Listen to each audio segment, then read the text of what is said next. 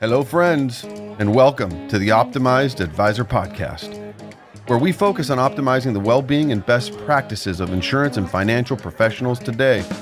On this show, our objective is to help you optimize your life, optimize your profession, and learn from other optimized advisors. I'm your host, Scott Heinela. We hope you enjoy the show.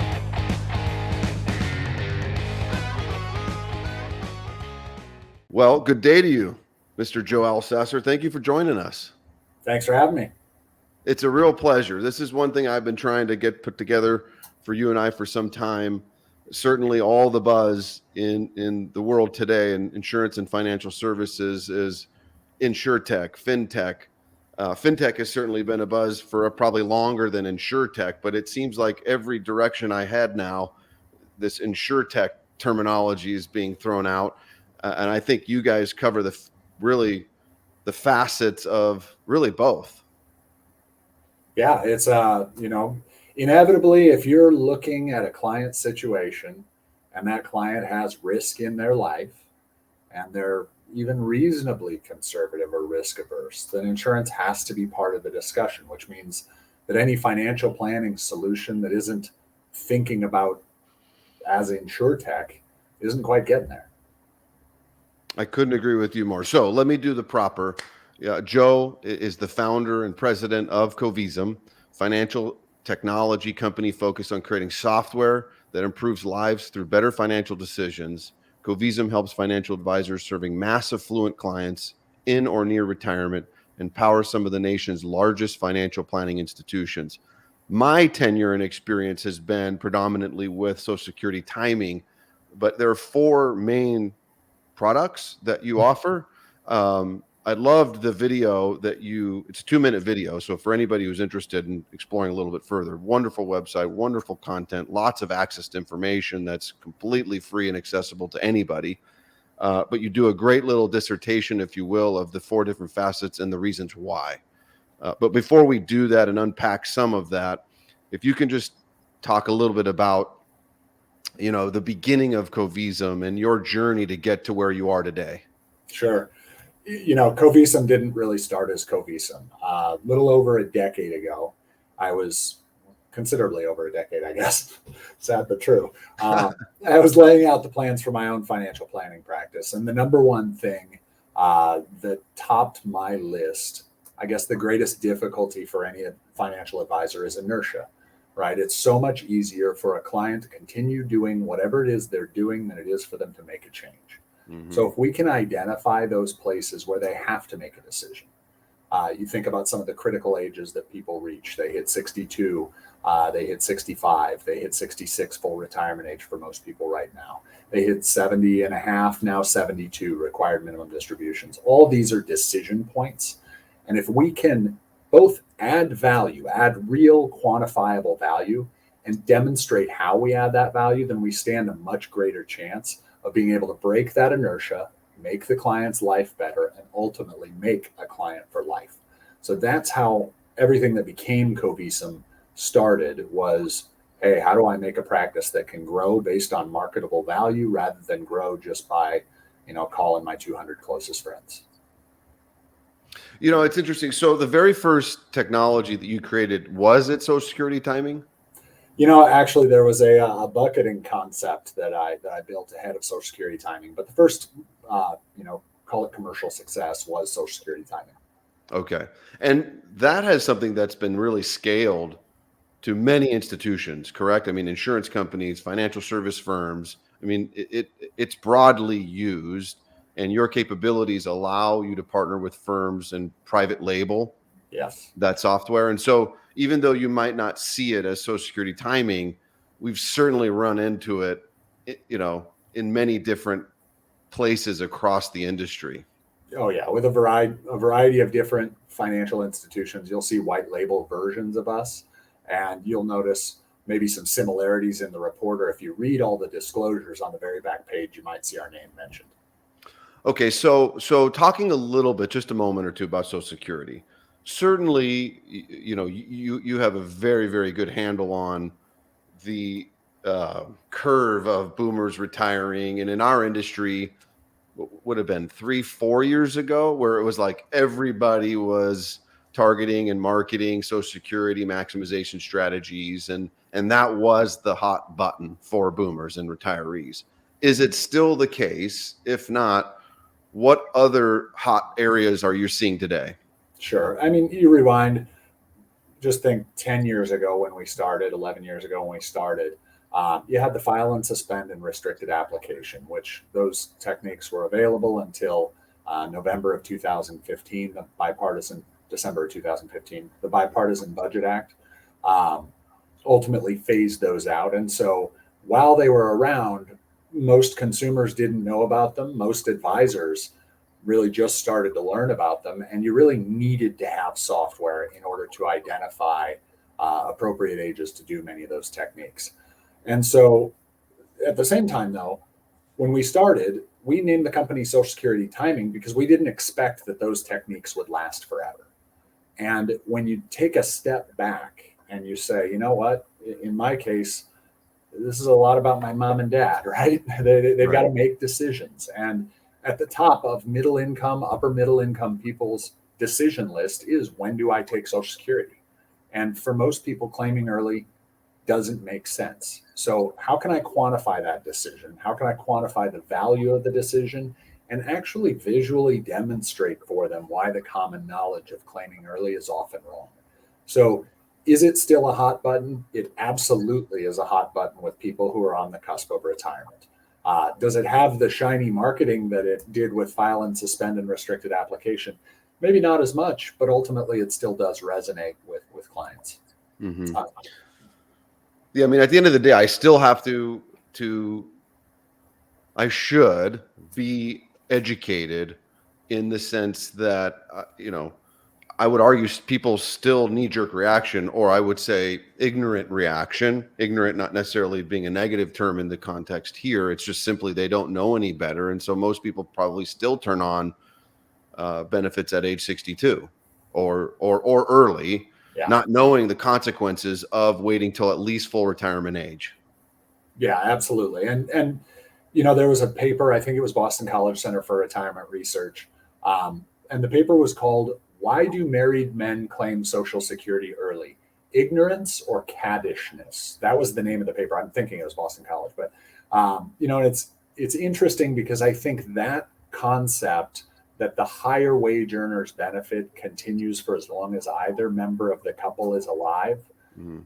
People don't really understand what that means in dollars and cents unless you actually quantify it for them. And so with the software, simple to use, Oh yeah, complicated, yeah, it's easy, simple. hard. It's it'll take you 7 to 10 minutes to do a client case. A typical expectation of the value that you'll deliver to a married couple somewhere between probably $50,000 and $150,000 in present value. So is it worth 7 to 10 minutes? I'm sure they would tell you yes. Absolutely. Yeah, absolutely. And so what it'll spit out is basically the suggested strategy, maximizing the dollars over your lifetime based on the parameters that we put in, the earliest possible benefits that you can receive, and then the couple abilities to create a la carte or variables somewhere in between. Yep, absolutely. And we see a lot of the split strategy where you have the lower wage earner claim early and the higher wage earner delay benefits. And sometimes that can make a lot of sense. So Covizum, shared vision, right? Yeah. Well, now I know why you named it that, but I'm interested to see what the journey was to get to the name. Sure. How did it become Covizum? Well, we launched Social Security Timing formally in February of 2011. And until 2016, February of 2016, it was our only product. So coming into 2016, we were preparing to launch Tax Clarity, which was our second product. And basically, if you live with Social Security for very long, you know that it gets really weird tax treatment. I know nobody fills out paper tax forms anymore, but if you did, in order to figure out how much of your Social Security is taxable, you have to go off the tax form into the instructions, fill out a worksheet that lives in the instructions. It's not even a sub worksheet for the tax return. It's in the instructions to determine how much Social Security is taxable. And when you start to look at that interaction with capital gains and with ordinary income, you see some really weird distortions that create some really big opportunities for people who are paying attention. And that was where tax clarity came from. It was, well, the biggest question we were asked is, clients get to retirement with a variety of assets. They've got their 401k, wife's 401k. Maybe they've got some Roth dollars. Maybe they have some mutual funds or annuities. Maybe they have some life insurance, home equity, yada, yada. Which ones do we use when? And making the most of the tax decisions around those can add a lot of value. And it can also kick you pretty hard if you make a mistake. And so tax clarity was built to identify the interactions between these different income types. The dreaded torpedo tax, right? Yeah. 49.95% for somebody who the top of their tax return is going to tell them they're in a 12% bracket, but on a certain portion of their income, they lost 50% to Uncle Sam. So where does tax clarity come into play? So that was your second software creation, correct? Right. Okay. And that came about when? 2016. And that's actually when we created the Covizum brand. We knew that ultimately our goal is to create a shared vision of the future, really between the advisor and their client. When you can get on the same page in that way, it's a little bit more work up front, but managing those client relationships over time and maintaining a really sticky client relationship becomes so much easier when you're following a comprehensive process. And we knew that's the process we wanted to ultimately deliver. So within tax clarity, let's unpack that a little bit and talk more about, the metrics that go into that, the data entry, and then also the reporting and abilities and capabilities that it has, which I would presume would include the analysis to look at Roth conversions and things of that nature. Is that correct? Yes. So the way if you really think of tax clarity and income insight, they kind of work hand in hand. I know I'm fast forwarding a little bit, but when we think about a Roth conversion, there's two big considerations. Consideration one is this year, right? If I'm going to do a conversion this year, I'm going to have an immediate tax impact this year. It's going to cost me more than it would cost me to not do a conversion. That's simple. I got to pay some taxes now. Then there's the second part, which is, okay, what's the impact of that conversion over my lifetime? And that's where we really need to be running a lifetime projection in order to quantify the value. So where tax clarity comes in is we get really narrow and granular on this year to determine how much to convert. So in a lot of advisors' practices, maybe they use eMoney or MoneyGuide Pro or some other financial planning software as their core, but they really don't have the capability that tax clarity has to get narrow and say, how much until I hit this next ugly spike, this tax torpedo, or this situation where capital gains start to become taxable. And it does that for you. So I can input all the asset classes that I do have, and from there I can massage the distributions that I need to meet my income, and create a platform that optimizes the distribution of those assets from a tax standpoint. Effectively, you're putting in the different categories of taxable income for tax clarity. For income insight, you're doing that comprehensive planning that you're talking about, putting in all the client accounts and projecting them over time. Okay, so the four products that you have: Social Security timing, tax clarity, income insight, and smart risk. Do they all work together? How do they work together as a bundle? So if I'm an advisor and I own all four products and I want to integrate all four products to be the most robust, comprehensive planning tool on planet Earth, right? Right. How does that work? Let's start from the consumer's perspective, right? Consumer gets to retirement or somewhere near retirement where they're starting to really think about it. What are they thinking about? They're thinking about, okay, Social Security is a big decision for me. Gosh, I hate taxes. I want to pay as little as possible. They're thinking, gosh, I don't want to unretire. What if we go into a bad market my first year of retirement? And then they're thinking, which accounts am I going to use at which points in time? And if I'm an advisor and I'm out marketing to those core questions, I really don't care which front door a consumer comes in, right? Mm-hmm. Maybe they come in because Social Security matters to them right now, or risk or tax, what have you. Ultimately, my job as an advisor is to show them how one decision interacts with the other decisions, right? If I take less risk in terms of my investments, I am much less likely to have to unretire in the near term, but in the long term, I may have a shortfall. If Mm-hmm. I take greater risk, but I get kicked early on in retirement. So being able to explore those trade-offs is really where income insight ties together each of the other tools. So whether I start with tax, or I start with risk, or I start with Social Security, ultimately I'm going to bring them up into income insight. And then ultimately I'm going to use the stress tests to show them here are the advantages and disadvantages of a variety of different courses of action, whether that's incorporating insurance products, or whether it's changing how aggressive their investments are, whether it's taking Social Security differently, any of the planning decisions that you might make. Very interesting. So if I start with, let's say, Social Security timing, I've got them as a client in there. I would then overlay, or what's the word you use to It transfer operates in? on a shared data model. So when I enter my Social Security analysis, it's all available to the rest of the tools. And then maybe I want to take them up into Income Insight. And so I complete the rest of the things in Income Insight. And then maybe I want to zoom in on year 3 tax projection. And so maybe I bring that over to Tax Clarity. And all of those interoperabilities between the different tools, they're built in, they're native because they're built in the same portal. That's fantastic.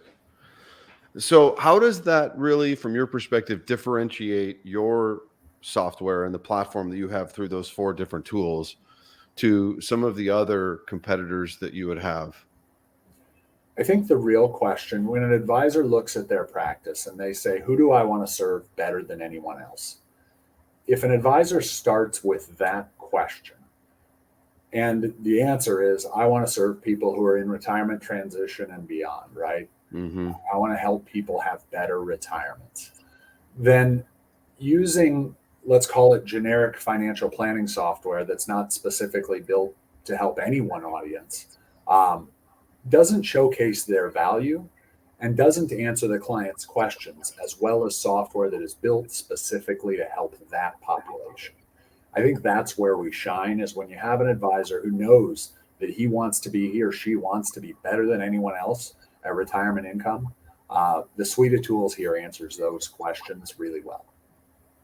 Yeah, it's an interesting, challenge that advisors are faced with today, because there's so many investment options that exist. I mean, thousands, right? So how do I narrow that down? And then from there, how do I now decide? I mean, someone had showed me this kind of mind map of all the tech and FinTech solutions that exist today. And it was like 60 deep of all the different products and solutions that exist. So the platform and the world that is being operated in is becoming muddier and muddier and cloudier and more challenging. So it's not an easy task for an advisor to settle in on any one given platform.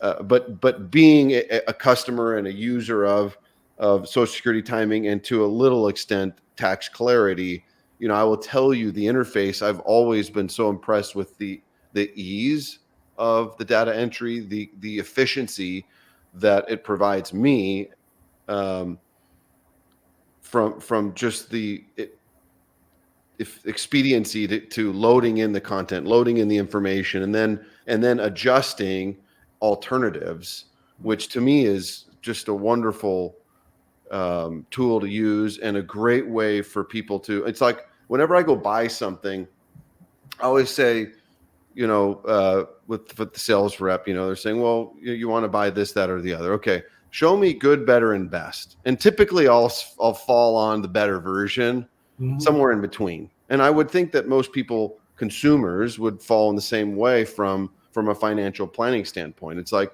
show me some alternatives, give me some specific options that are pretty concise without this agnostic, confusing, belabored report, and tell me the meat and the potatoes of what I really need to know so that I can make an informed decision. No, absolutely. I mean, the concept of quantifying the value of a decision or a set of decisions lies at the heart of everything we do. Hmm. You start with Social Security. It was what's at stake? What's the difference between a good decision and a poor one? That was the central question.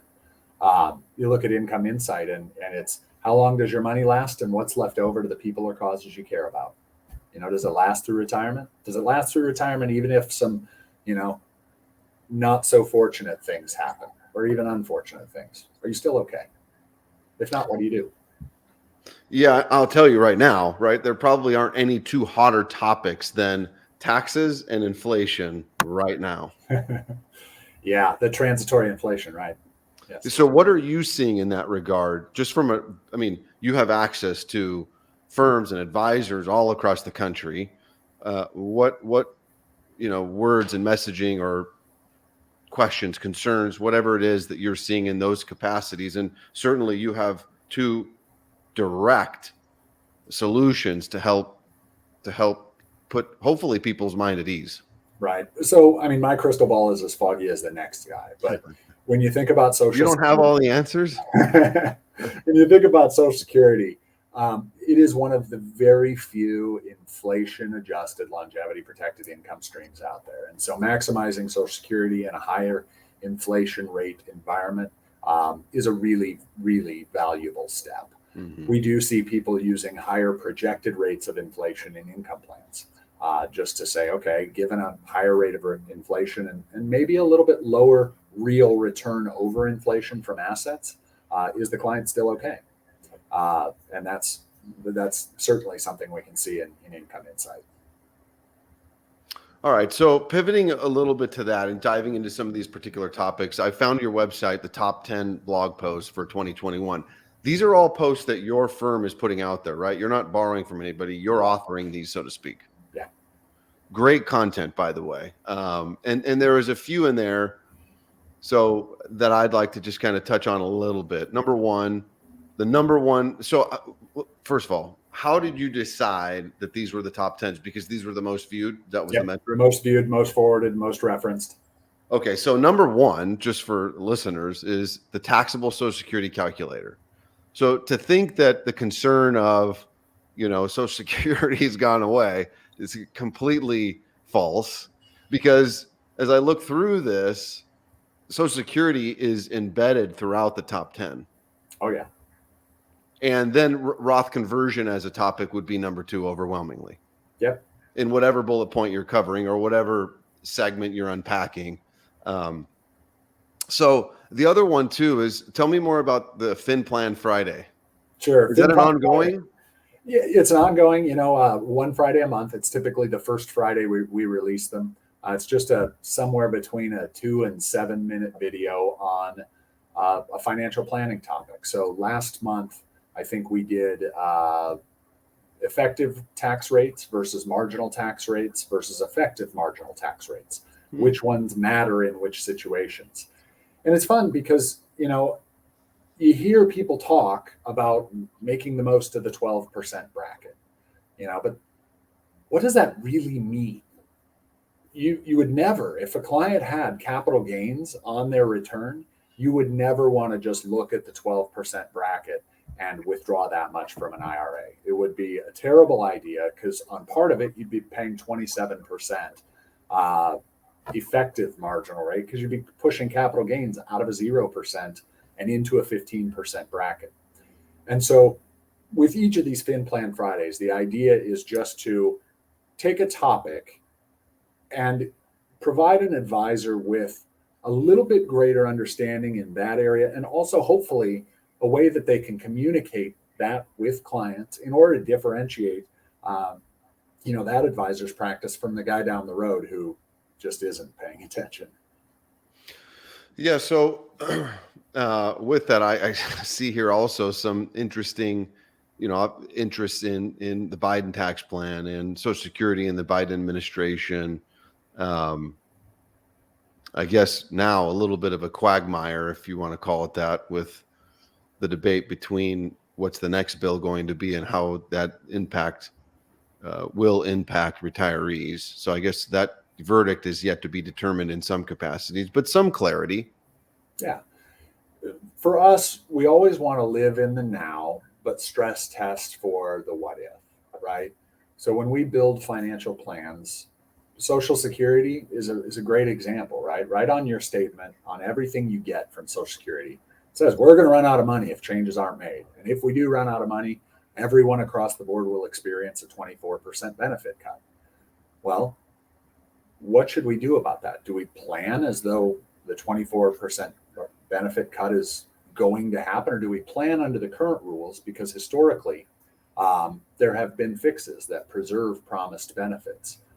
So for us, the thought process is pretty simple. You plan under current rules, and then you stress test to say, does my plan still work out if Congress can't get together and agree? Mm-hmm. And the softwares give the advisor the capacity to do that.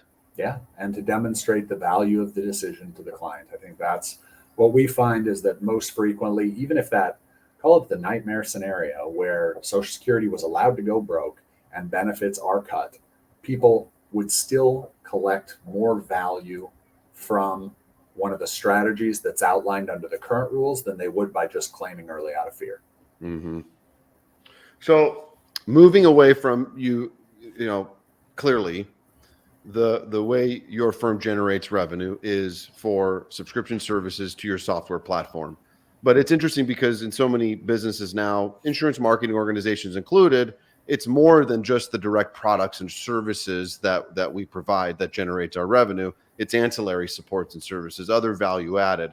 And you've created marketing solutions. You have guidebooks and handbooks on lead generation and marketing and prospecting, which kudos to you. It's fantastic, I think. And I looked into a couple of the marketing solutions specifically, if we can talk a little bit more about that. One is taxes and retirement, and the other one is Social Security and retirement income. I mean, probably 3 of the 4 or 5 hot buttons for any retiree, right?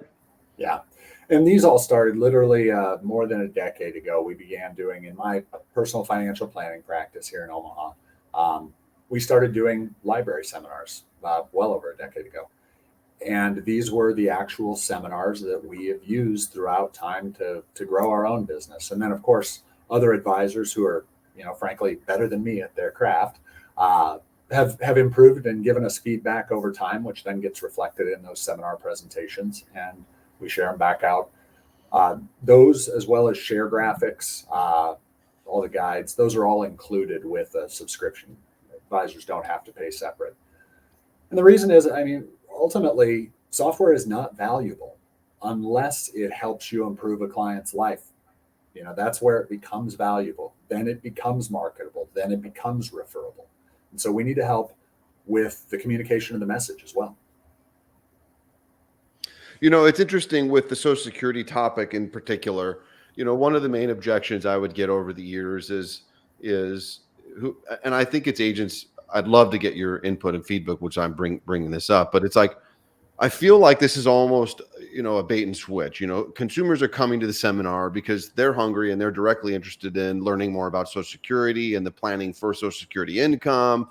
But when I meet with them, some of them have a really tough time bridging the gap between Social Security is direct. I mean, it is I can argue the pillar of your retirement income from an income stream standpoint. So in that context, how can I give you proper advice on when and how to maximize your Social Security income without at least having an understanding of your overall retirement plan? Right. But I'd love to hear your take and input, certainly directly from someone who's been doing it in Omaha. Yeah. So for us, our Social Security seminar ends with the implications of Social Security from a tax perspective. So it says, how is Social Security taxed? And what's interesting about that is if you had, let's say as a couple, you had $80,000 of Social Security between the two of you, it would all come through tax-free if that's the only thing they had coming into their household. But once you start to add other incomes, that's when Social Security starts to become taxable. So once people understand that, that goes back to what I said at the very beginning. It's the advisor's job to show how one decision intersects and interacts with other decisions they're making. So if I delay Social Security, how am I going to do it? I either have to keep working or I got to use other assets to bridge the gap. What's Hmm. the impact of that interaction on my overall retirement? That's where Social Security ties into every other retirement decision. Hence the coupling of Social Security timing and tax clarity. You got it. That's Hence the fantastic. coupling That's with good. income insight as well. Okay, so a little bit about the Social Security retirement or the tax and retirement. Predominantly, those presentations in and of themselves are they 20 slides, 50 slides? They're Uh, roughly 50 slides with script. okay, and delivery time is about what? About an hour. About an hour. Okay, that's great. Yep. To go with the presentation, is there any other content that you all provide? Oh boy. Yes, there are share graphics. There are, uh, there are a variety of different things. I mean, I'm a little bit old school, so I've always just advertised these things via postcard. But there are plenty of advisors who are having a lot of success doing, whether it's Facebook marketing or any of the other online marketing avenues to promote webinars as well. So outside of just the website, which I attended one of your Social Security summits in Denver years ago. It was fantastic. I would say if anybody's interested, that's one of the best ways to accelerate your level of knowledge is to dedicate that time, be very intentional and specific to learning more within a given product or solution. But in today's world, like I said, that was a number of years ago. Yeah. What can advisors do? What are you all providing that can really help them expand and become more knowledgeable within the solutions that you guys provide? I mean, the easy first step is probably just subscribing to our blog. We tend to put out a lot of content.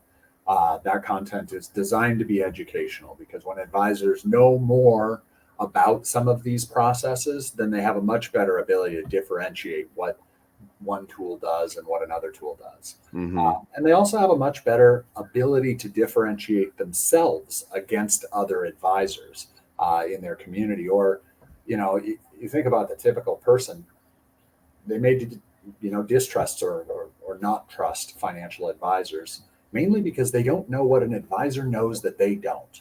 If they figure I know just as much as this guy, then they're going to go it alone. If ultimately they think this advisor is a really good guide for me because he's been down that road and sees bumps in the road that I might not even see on my own, Mm-hmm.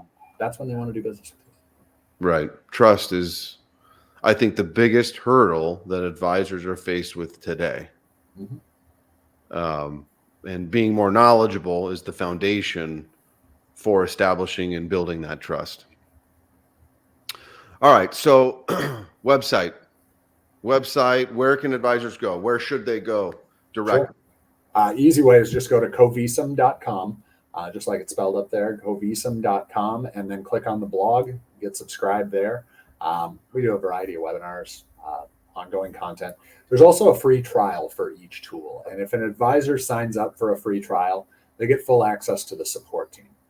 That's really important because as you're getting more knowledgeable on some of the topics that are covered, you may want somebody to be able to walk you through a case. And our support team over the years has just been fantastic at doing that, helping advisors through those first few cases. Once you've done a few in any of the softwares, it's going to be a very smooth ride for you.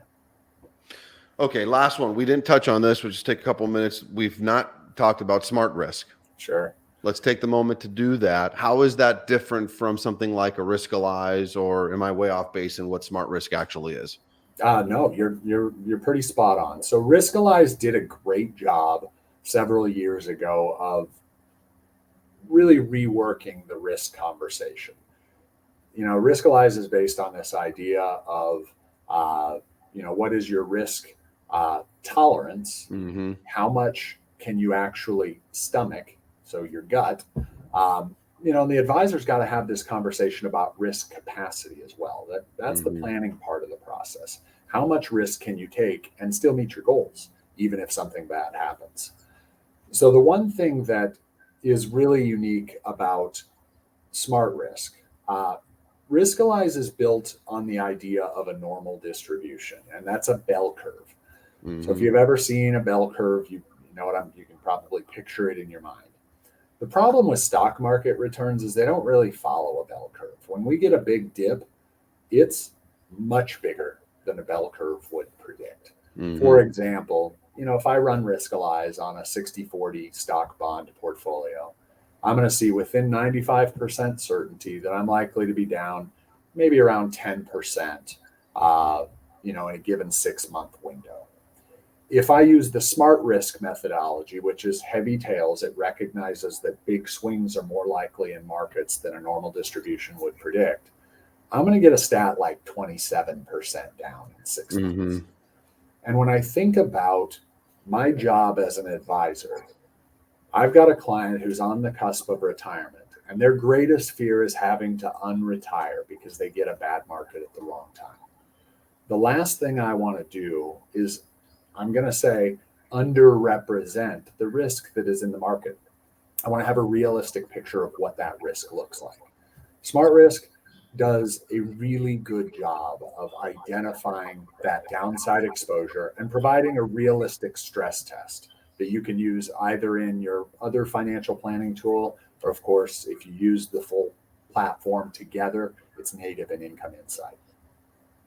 And these, so Smart Risk, Income Insight, they are annuity friendly. In terms of annuities in Smart Risk, it's not as though you can just put in a this product or that product. It's not. Ultimately, annuities, the way most advisors are using annuities, is not as much part of the portfolio as it is part of the retirement income structure. Correct. So the annuity is really reducing the amount of risk they have in reaching their goals. So it's more a capacity question than it is a tolerance question or a gut question for most advisors. Now, of course, in our practice, we do a good number of short surrender products as a bond alternative. And in that case, we're literally just excluding it from the overall portfolio risk discussion, and it's going in with our fixed assets. Got it. Okay. So you really are just looking at it as an asset class that's performing, that's generating hopefully a better yield than some of the other safe money alternatives within the portfolio. So it's like an equity and a bond alternative for de-risk and or interest rate risk. Yep. That's a fair way of putting it. Yeah. Okay. And then I would imagine that within all of this, right, and you touched around it without labeling it, but really helping a consumer identify sequence of returns risk and strategies that help an advisor work around that, right? So mitigating that sequence of return, retiring at the exact wrong time. Yeah. Just bad luck, because we're not going to know when the wrong time is. I'm not interested in playing the Vegas game and timing, right, with my retirement funds. Right. Let's be a little more intentional about the next 30 years of my life. Yeah, and that's where the stress test concept comes in, right? If I know in advance that I've got this much in terms of assets and I've got this much in terms of required cash flows over my lifetime, but I know that if I get a bad market for this particular set of assets that I have today, my current pile is likely to go down to a smaller size pile. Is that smaller size pile still enough to get through retirement? Right. And if it's not, then I should be making changes today. Yeah, that's great. Fantastic. Great work.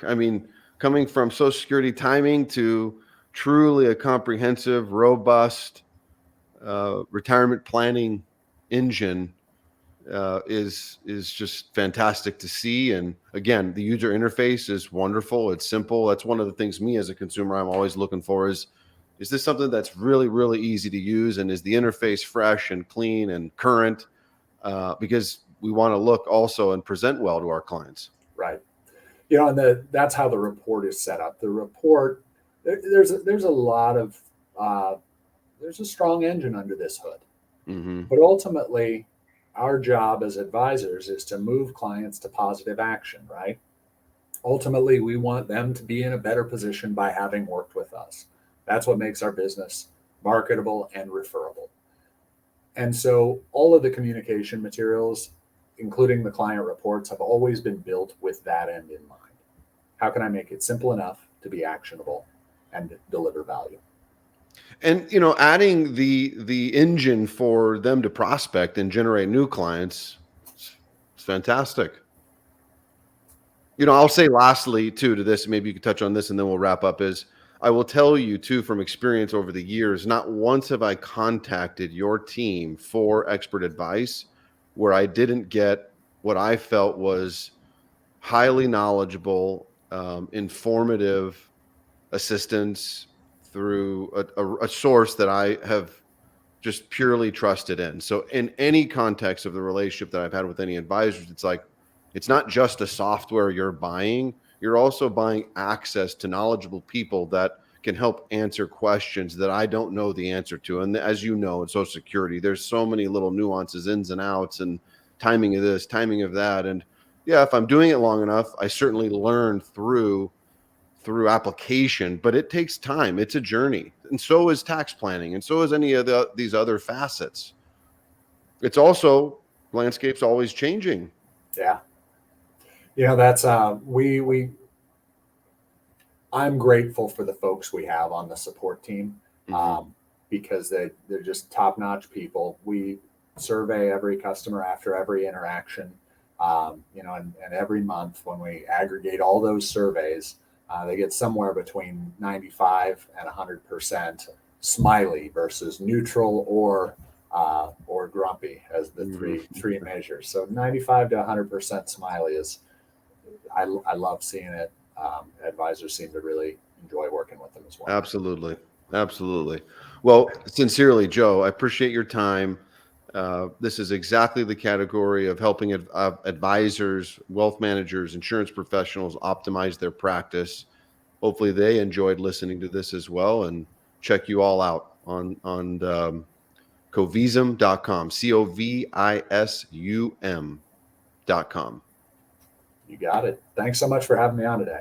Till next time. Cheers. Thank you for tuning in to today's episode. Please subscribe, like, share, leave a comment or review. Be sure to check us out on social media at Optimized Advisor Podcast. Till next time.